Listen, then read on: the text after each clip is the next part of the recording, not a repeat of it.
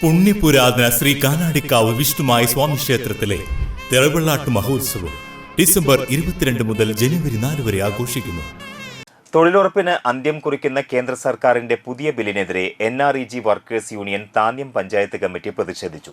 NREG workers union ചെയർപേരിയ area committee അംഗം MP Mukesh ഉദ്ഘാടനം ചെയ്തു.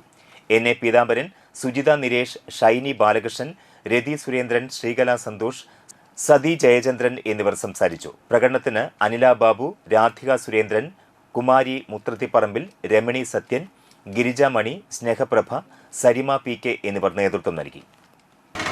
തൊഴിലുറപ്പ് 11 ലക്ഷം കോടി രൂപയാണ് ഇന്ത്യയുടെ വൻ കുത്തക മുതലാളിമാർക്ക് അവരുടെ കടങ്ങൾ മുഴുവൻ എഴുതി തള്ളി.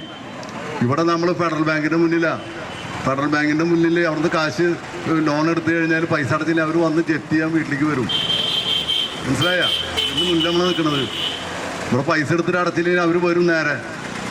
പക്ഷേ ലക്ഷക്കണക്കിന് വരുന്ന കോടി ഉറുപ്പിക ഇന്ത്യയിലെ വൻ കുത്തക മുതലാളിമാർക്ക് വിടുപണി ചെയ്യുന്ന കേന്ദ്ര ഗവൺമെൻറ്റാണ്, മോദി ഗവൺമെൻറ്റാണ് ഇന്ത്യ ഭരിക്കുന്നത് മനസ്സിലാക്കണം.